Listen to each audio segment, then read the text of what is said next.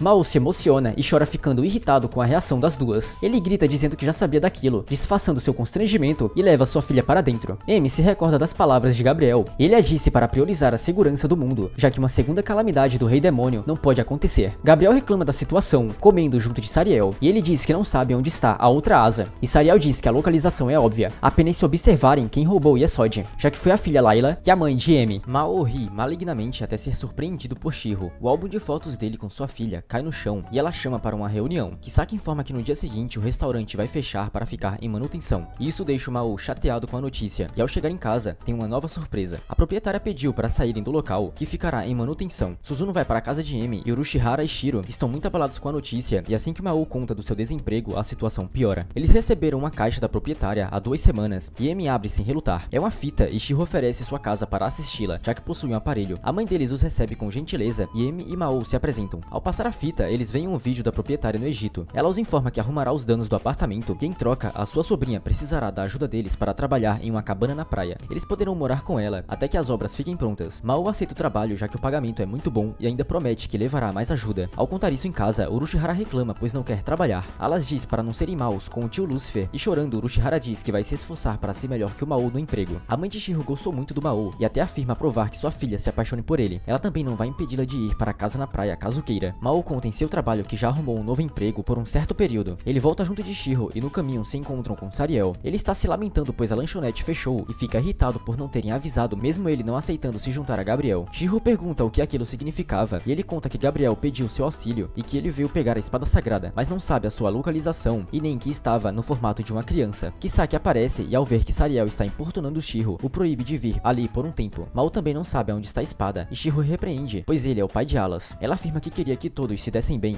e comenta que já que não é capaz de lutar, vai se esforçar muito para merecer a confiança que Mao tem nela. Todos vão juntos para a praia e se dirigem até o trem de embarque. Mao quer saber como Emi vai deixar seu trabalho para a viagem e ela explica que pegou uma folga e que apenas está indo pois foi convidada por Shiro. Ao chegarem, as meninas vão até a loja de conveniência para comer alguma coisa e Shiro aproveita para agradecer Emi e Suzuno por virem. Ela alerta sobre o que descobriram de Sariel no dia anterior e conta que veio para ficar perto de Alas. Emi abraça Shiro, agradecida com a preocupação. Saindo da estação, elas ganham uma carona de Amane, a dona da cabana na praia. Nas apresentações, ela confunde Emi com a esposa de Mao. Chegando, eles entram no alojamento e ficam maravilhados com o tamanho e a presença do ar-condicionado. Do contrário, a cabana de Amana está muito suja e velha, mesmo que vá abrir já no dia seguinte. Mao pede um bônus e avança na limpeza do local, ordenando que seus generais façam o mesmo. Emi e Shiro se oferecem para ajudar, e o Mao pede para que Emi vá fazer compras. E Shiro trabalha limpando o bebedouro, enquanto Alas fica aos cuidados de Suzuno. E nesse tempo, até Urushihara está ajudando, limpando os bancos. Alas mostra ao seu pai o castelo de areia feito por Suzuno, que possui uma arquitetura incrível. Ele tem uma ideia e pede para que ela faça um castelo perto da loja. No final da tarde, eles já conseguiram limpar a loja e de noite se divertem com os fogos de artifício na praia. Eles avistam luzes na água e a Manny conta da lenda de navios naufragados fantasmas que tentam afundar outros. Eles se assustam ao ouvir um barulho alto e a Manny os tranquiliza, explicando que se trata da sirene do farol, avisando sobre neblinas. Ela chora com muito medo e a neblina já tomou conta da praia. E com isso, Shiro parece ter visto a sombra de uma criatura no mar. A Manny levou as garotas para uma pousada diferente e Emi avisa ao Mao que depois disso a proprietária saiu no meio da névoa sozinha. Eles escutam a sirene novamente e Shiro mostra ao seu mestre que tem alguma criatura escondida na neblina do lado de fora. A criatura se aproxima e cai no chão. Os três saem para investigar e encontram um ciclope caído. Ele choraminga, dizendo que foi atacado por uma humana. Atrás do ciclope, uma besta demoníaca aparece. Eles tentam se comunicar com os dois na língua demoníaca, mas um redemoinho gigante agarra um dos demônios, levando-o para o céu. Ele retorna e faz o mesmo com o ciclope. Os três teorizam que talvez seus súditos tenham vindo os buscar, mas Orochimaru discorda, já que os dois pareciam muito abatidos. Já do céu, um demônio em forma de pássaro cai e é reconhecido por Mao como Kamil, um de seus aliados, e ele está ferido. Uma névoa se aproxima de novo e Mao e Shiro arrastam Kamil para dentro da casa, enquanto Orochimaru usa suas asas para afastar o redemoinho. Ele gira violentamente ao redor da casa até parar, e a neblina se dissipa. Kamil reconhece Lúcifer ao usar suas asas e depois se dá conta que está diante de Alciel e Satã. Chorando emocionado, ele pede desculpas, pois não pode defender o reino dos demônios, que está em caos lá em Enteasla. Ele se ilumina e regride para a forma de um pequeno passarinho adormecido. No dia seguinte, eles são acordados cedo por Amane para ver o nascer do sol. Kamil era um de seus subordinados que ajudou na invasão de Enteasla, liderando os demônios, e o Mao se questiona do porquê ele estava no reino humano agora. Mais tarde, após verificar a saúde de Kamil, Mao e seus generais partem para o trabalho na cabana, que está muito movimentada. Eles estão ficando sem ingredientes e as mesas começam a reclamar. As garotas aparecem e começam a ajudar. Shiro fica no atendimento dos clientes e Suzuna ajuda na cozinha. Emi explica que deixou Alas em casa dormindo no modo espada, e o Mao vai receber a máquina de raspadinha encomendada por Shiro e aproveita para falar mais suspeitas sobre o ataque do dia anterior. Ele acredita ter sido um anjo, apesar de um demônio ter mencionado um humano, e o Mao comenta que o único que poderia ser é Oba. Já de tarde, a loja tinha acalmado, e o Mao agradece a ajuda de Shiro e elogia seu biquíni. A Manny pressiona para que ele agradeça a Emi e Suzuno também. Ele o faz, mas não vê motivos para elogiar a heroína. Enquanto Emi limpa a máquina de raspadinhas, Orochimaru pergunta sobre Oba, o traidor de Emi que foi preso por posses de armas e danos morais, após ser derrotado por Lúcifer. Ele comenta que teve duas razões para se aliar a Oba. A primeira foi por salvar sua vida, e a segunda foi pela garantia de ter sua relação com o paraíso intermediado por ele, já que o reino dos demônios tinha sido destruído e ele não podia ficar no humano, então só lhe restava retornar ao céu. Orochimaru revela que Oba fazia parte da igreja que sediou os armamentos da heroína. Ele sabe que são feitos de um fragmento de Yesod e seria usado na troca pelo paraíso, só que agora é difícil de acreditar que ele estaria quieto, preso no mundo humano. Alas acorda do seu sono e seu pai mostra Kamil para ela. Enquanto ele explica sua relação com o demônio em sua corte, Alas fica tentando abraçá-lo. Ele bate na parede fugindo e aumenta de tamanho. Emi questiona o motivo de não ter sentido a presença demoníaca dos aliados de Mao na noite passada e nem de quem os derrotou. Mao fala que quer ir ao farol investigar e ele apresenta Shiro e Emi para Kamil, que pergunta o motivo dele ter se aliado à heroína e sua espada sagrada. Ele afirma que nunca imaginaria trabalhar junto de Emi, mas aconteceu. Mao questiona Kamil sobre todo o acontecido do dia anterior e também sobre o que seria a espada que ele portava. A Manny bate na porta, o chamando para ajudar na cabana. Depois que ela se afasta, Kamil conta que foi aquela mulher que os derrotou na praia com a força de uma deusa demônio. A cabana lucrou muito naquele dia e a Manny tira uma foto de recordação com as garotas. Mao se recorda da acusação de Kamil contra ela. Ele recebe um e-mail de Emi, o chamando para ir ao farol à noite. Mao e seus generais se reúnem junto dela no farol e Emi trouxe caminho que revela um estranho acontecimento que passou. Um humano visitou na capital dos demônios e ele disse que quem ganhasse a espada sagrada teria supremacia sobre todos os mundos. Depois desse discurso, os habitantes se dividiram entre radicais e pacíficos. O humano estragou o equilíbrio entre os dois grupos e além disso foi descoberto a existência de uma espada sagrada. O humano em questão é Oba. Ele levou os radicais com ele e sumiu. Emi quis discutir aquilo no farol para que a Manny não soubesse, já que pela história de Kamil, ela seria perigosa. Kamil seguiu as instruções de Oba e acabou vindo para o Japão em busca da espada. Além disso, vários rebeldes chegaram no meio da noite e Emi afirmou que mesmo que a Manny seja forte, eles não podem deixar a proteção da praia em suas costas e que ela e Mao devem se responsabilizar. Ela saca sua espada e Alas confirma que também vai se esforçar. Kamil conta que tem um plano para agir contra o exército. Ele tenta explicar a função de sua espada negra, mas um portal se abre perto do farol. Lúcifer nota que são cerca de 1000 demônios a caminho e Emi parte na frente para enfrentá-los e empunha Alas para atacar. Shiro corre para buscar a espada de Kamil, mas a Manny aparece e joga o objeto para Mao, o desafiando a mostrar do que é capaz. Assim que a empunha, a espada e o céu se iluminam de vermelho. A Manny volta para perto de Suzuno e Shiro e ela os manda permanecerem ali. Emi começa a trocar golpes com os demônios que ao serem cortados parecem se multiplicar. Eles pulam sobre ela, que usa uma onda de luz para dissipá-los. Emi continua atacando até que o demônio líder do do grupo segura um colar de Yesod que se liga a alas, revelando a sua identidade. O demônio começa a avançar para cima de Amy, que já se transformou. Ela corta a unha do demônio, que não recua. Amy estava tentando evitar matar as criaturas, mas não sabe por quanto tempo poderá durar. De repente, entra a neblina. Maul comenta que é um insulto do líder querer servir ao novo rei demônio além dele. O líder fica em choque ao reconhecê-lo junto de seus generais, e ele explica que fingiram ser enganados pelos humanos para tentar recuperar a espada, mas aquilo foi feito sem a permissão de Camille. Ele pede inúmeras desculpas e deixa Amy ver o pingente de Yesod que possui, que se trata de um cristal de ligação, que permitiu que eles encontrassem alas. Maul dá suas ordens finais, ordenando que o líder una forças com Camille e retorne ao mundo dos demônios, anunciando que o rei Satã está vivo e acumulando forças, já em posse da espada sagrada. E ele abraça Amy ao dizer isso. Ele entrega a espada negra de Camille para seu dono e o envia junto do exército para organizar as coisas em seu reino. Amy ordena que ele a solte e ilumina seu rosto para afastá-lo. Os dois unem forças e Amy desconecta o portal mágico do mundo humano e Maul termina de fechá-lo junto de seus generais. A névoa se dissipa e Suzuno junto de Shiro procuram pelos 4 no mar. Os generais e seu rei perderam seus poderes e Amy precisou trazê-los sozinha até a praia. Ao voltar para a cabana, a mãe os dispensa de seus serviços agradecendo e Shiro aponta para uma sombra de criança dentro da loja. Eles olham para a água e veem muitas sombras. A mãe explica que ali é o único lugar onde os mortos podem vir e lavar suas almas. Ela e seu pai são os guardiões do local, porém devido ao poder mágico dos 4, o lugar foi abalado e as almas estão quase perdendo sua forma humana, e por essa razão eles devem partir. Ela estala seus dedos, fazendo uma forte ventania, afirmando que é filha de Bina da Terra. Após a poeira baixar, a cabana, a Mane e todas as sombras desapareceram, e nisso envelopes caem do céu para cada um deles com um pagamento prometido. O grupo passa pelo local e Amy pergunta como Maul e seus generais obtiveram poder para se transformar no dia anterior, e tudo isso foi graças à espada de Camille, feita de um chifre de Maul, decepado pela heroína na última batalha. E nisso ele entrega para Amy um fragmento de Yesod presente também na espada. As obras no apartamento de Maul acabaram e Urushihara comenta que ele deveria arrumar um emprego já que o Mac ainda está fechado. Shiro critica sua hipocrisia e Shiro chega e oferece uma vaga de emprego para Maul. A mãe de Shiro leva o rei e seus generais de carro até outra cidade. A mãe dela foi atacada por um urso, mas não se machucou muito. Os ajudantes da colheita se assustaram com a situação e saíram do trabalho, e agora eles precisam de pessoal para concluí-la. Shiro nota um prédio em forma de capa, que se trata de um museu sobre as aparições do monstro. Ele conta que essas criaturas são yokais nativos do Japão desde a antiguidade. A mãe de Shiro conta que toda a área em volta pertence à sua família, sendo então uma plantação enorme. Ao chegarem, Shiro começa a mostrar a casa da sua tia, que é muito grande. No almoço, eles conhecem a família dela e a avó também se apresenta, já recuperada do ataque.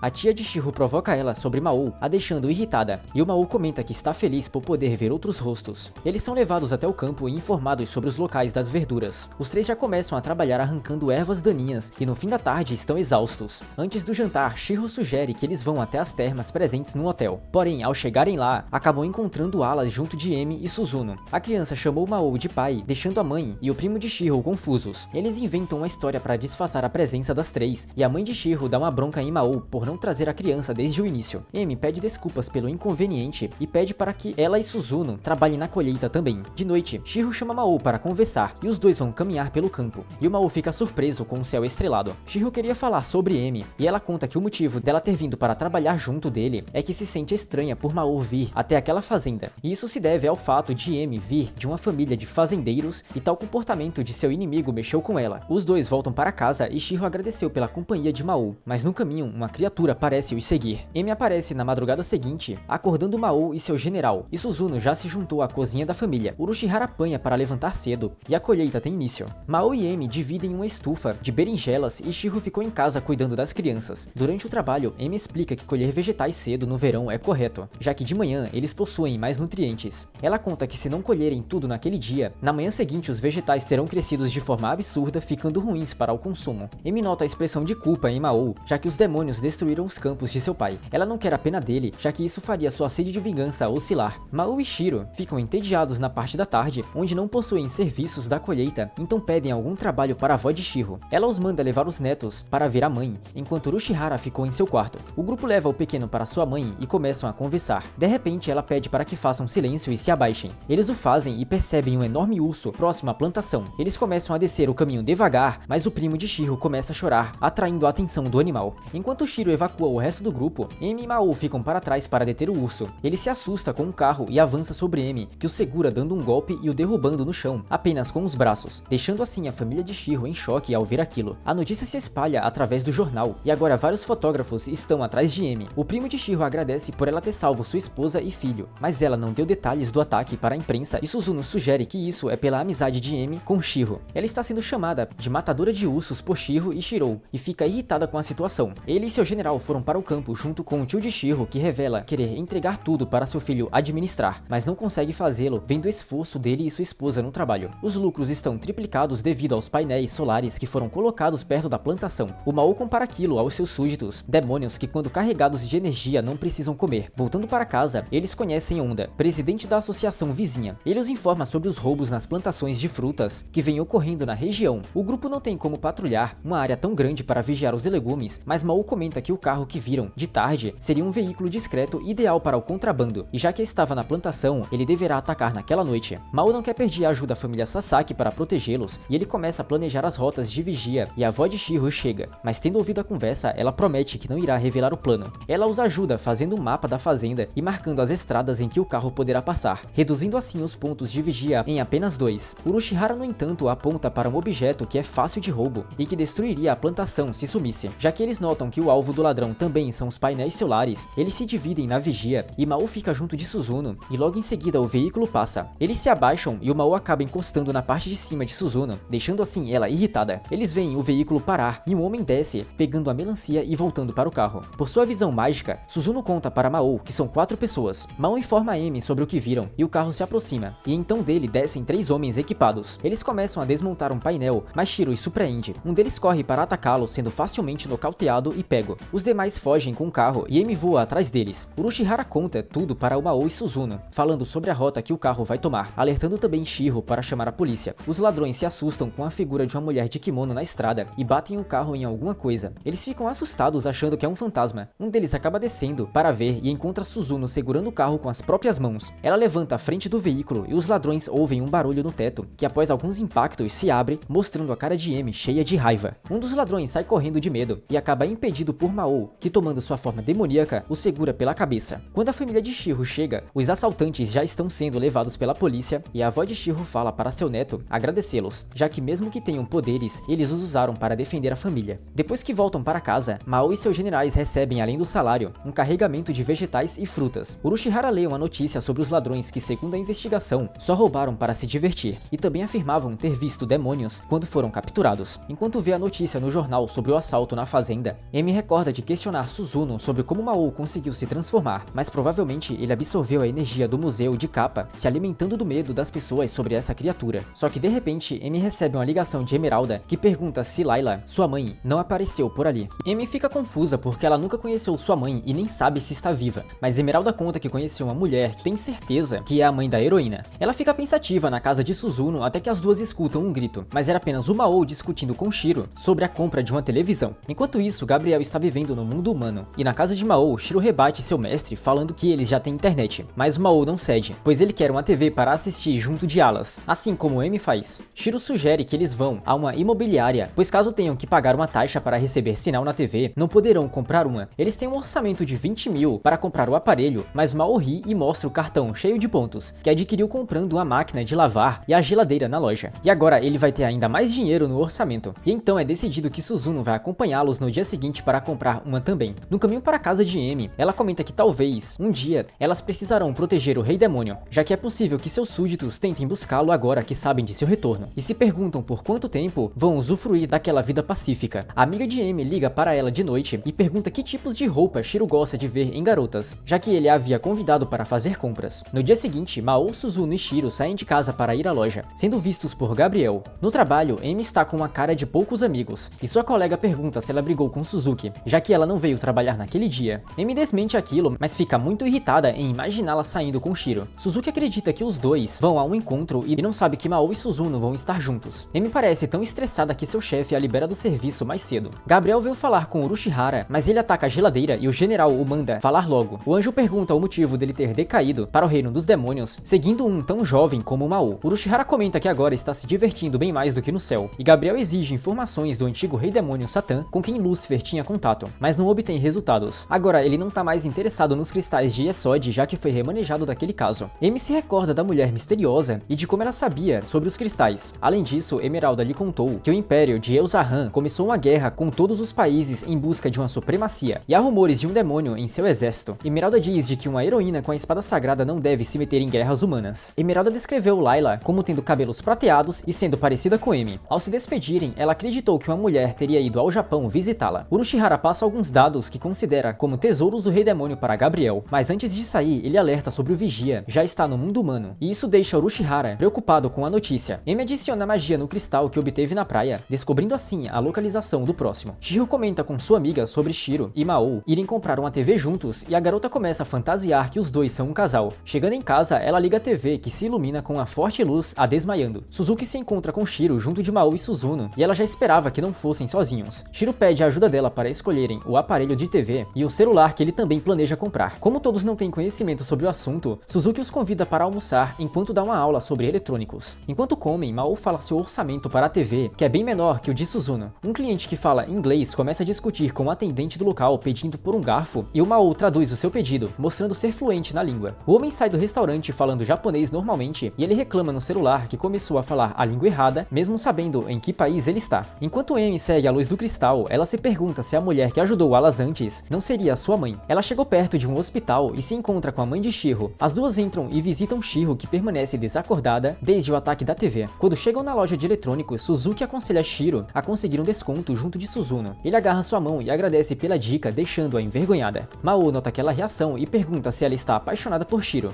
Suzuki quase desmaia de vergonha ouvindo isso, e o Mao toma um chá junto de Suzuno, dando espaço para seu general e Suzuki ficarem juntos. Quando Suzuno descobre que Mao questionou ele sobre isso, o soca e o chama de insensível. Ela o larga e pergunta se deveriam reescrever as memórias dela, já que se apaixonar por um demônio sem saber sua identidade só a deixaria infeliz. Mao discorda e acrescenta que eles deveriam contar a verdade para ela. Enquanto os dois discutem, Suzuki recomenda que Shiro pegue apenas o folheto de celulares e confirma que caso ele queira vir outro dia e chamá-la, ela virá. De repente, todas as TVs da loja explodem e Shiro leva Suzuki para casa, e o Mao planeja se reunir com os outros para investigar aquela situação. Eles recebem uma ligação de Emi que conta sobre o envenenamento de Shiro por magia. Enquanto fala atrás de Emi, uma mulher de cabelos brancos passa a observando, e todos vão até o hospital preocupados. Nenhum dos médicos sabiam o motivo do coma repentino, e Emi conta que chegou ao hospital guiada pelo cristal. Suzuno segurou a mão de Shiro e foi capaz de sentir um resíduo de magia forte que parece ser gerado pela própria humana. E como Suzuno usou magia celestial para deduzir isso vai fazê-la acordar em breve. Mao fica confuso, pois Shiro é uma humana e não deveria ser capaz de gerar nada. Logo ela, que apenas reagiu a um sonar que foi enviado sobre ela de alguma maneira, transformando sua energia vital em magia. De repente, as TVs do hospital explodem, e aquela é a fonte do sonar principal. Shiro e Suzuno investigam o hospital e se encontram com Urushihara, que explica que aquelas explosões são obra do Vigia, e que Shiro deve ter recebido uma onda de ataque pela TV. Urushihara conta de sua conversa com Gabriel, mas o Mao discorda que um tesouro seu pudesse interessar para o paraíso. O anjo enviado para substituir Gabriel foi Hagel, o Vigia, que monitora as ações dos demais anjos, podendo declarar o juízo final os punindo. A casa de Shiro ficou mais vulnerável depois de outros ataques sofridos por sonar, e por isso somente ela foi afetada. O objetivo do Vigia com isso provavelmente é obter a localização de Layla. Saindo do hospital, Urushihara explica que o juízo final para os anjos seria como perder a imortalidade e às vezes até ser morto depois. Lucifer não entende a razão para Hagel estar ali, mas o Mao jura que irá se vingar por Shiro e pede ajuda de todos para isso. E até mesmo Alas vai ajudar. E é possível que o anjo esteja em dois lugares bons para emitir sonares. A mulher de cabelos brancos coloca um anel no dedo de Shiro, comentando que ela poderia ser a mãe de um novo Daf. Para achar a torre certa na qual o Vigia está atuando, basta enviar um sonar. Emi discorda, pois isso causaria estragos em eletrônicos. Então eles se dividem em grupos para investigar os locais. Enquanto Emi vai voando para a torre, Mao e Shiro têm que pegar o metrô para chegar lá. Emi já está investigando a sua torre e ela ouve um espirro e Alas alerta da localização do anjo. Gabriel se desequilibra com um susto e cai perto de Emi. Ela saca sua espada, mas Gabriel se teletransporta, ficando na ponta da cabeça atrás dela. Ele comenta que foi Hagel quem ativou o sonar e ele apenas está na torre vizinha, impedindo que o sinal interfira.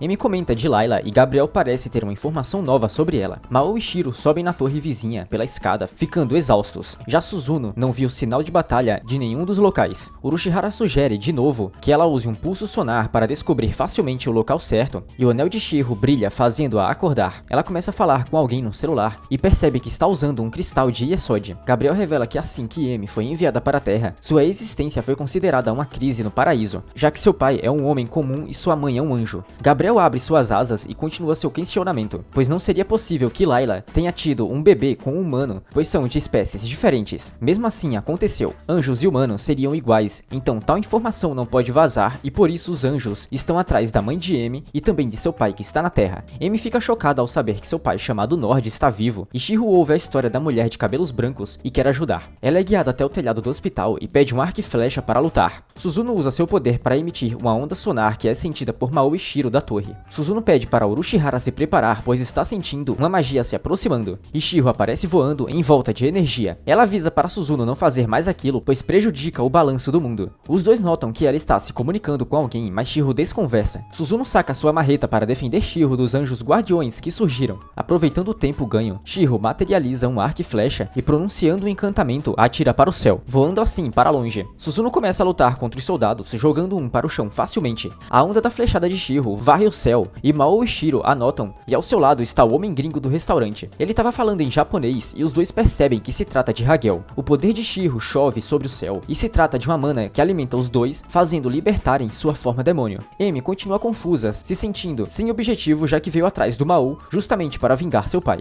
Mao está prestes a atacar Hagel, e Gabriel desce do céu, e ele questiona sobre o paradeiro de Amy. O anjo conta a informação que passou para ela sobre seu pai, e Gabriel apenas queria que ela perdesse a motivação atual de matar o rei demônio, para se focar em outras coisas. Hagel tenta fugir, mas o Mao soca, culpando pelo ferimento de Shiro. O vigia enxerga aquilo como um desafio e sai voando, seguido pelo Mao. Gabriel segura o golpe do rei demônio, e Shiro tenta jogar pedras em sua direção, mas são facilmente destruídas por um movimento do anjo. Amy estava se questionando sobre sua função como heroína, mas após conversar com Alas, ela abraça sua filha, tomando coragem. Mao é jogado para trás por Gabriel, e ele ordena um ataque de Shiro, que avança sobre o anjo, e ele saca sua espada, mas não consegue cortar o general, e então se teletransporta para trás de Mao, o dando outro golpe de magia, e logo então materializa vários clones ao seu redor. Hagel despenca até o topo da torre, e Amy surge e corta um dos clones, só que mais surgem ao seu redor, a segurando. Mao identifica o Gabriel verdadeiro e o prende na torre. Ele revida usando magia para se soltar, mas Amy já está o atacando com a espada sagrada, e logo voa para longe ao lado de Hagel. Ele comenta que precisam capturar Layla, e um golpe o atinge nas costas vindo de Shiro, portada com seu arco e flecha. O poder de Hagel desaparece, e então Gabriel ergue e os dois fogem do conflito derrotados. Amy pergunta por sua mãe para Shiro, e ela comenta que a mulher quebrou o equilíbrio desse mundo após juntar magia para Mao e seu general. Amy implora para falar com ela, mas Shiro se desculpa, e ela aponta o arco e flecha para o céu e atira, fazendo tudo voltar ao normal. Fazendo assim, Shiro voltar a dormir e a batalha terminar. De volta ao hospital, Shiro comenta que ficou feliz em ter emprestado seu corpo para ajudar seus amigos, e ela está se sentindo bem agora, mas possui algumas memórias que não são suas, como a visão de um pequeno demônio. Ela afirma que apesar de cuidar dele, não pode ensinar o mais importante, e por isso gostaria de se desculpar. Mao se levanta assustado, perguntando quem está no corpo de Shiro, e ela comenta que só quer restaurar Enteasla, junto do reino dos demônios e do paraíso, por isso veio para a Terra. Ela fala sobre as chaves e alerta Mao para procurar Daf. Após isso, ela voltou a ser Shiro, e Mao segurou sua mão e disse para o anel ficar em sua posse como um amuleto. Em casa, enquanto todos discutiam sobre o funcionamento da nova TV, Mao abre a porta, encarando o céu já de tarde. E com isso finalizamos a primeira parte da segunda temporada, pessoal. Comenta aí se vocês querem a continuação e não esquece do like e de se inscrever. É isso e até a próxima. Tchau!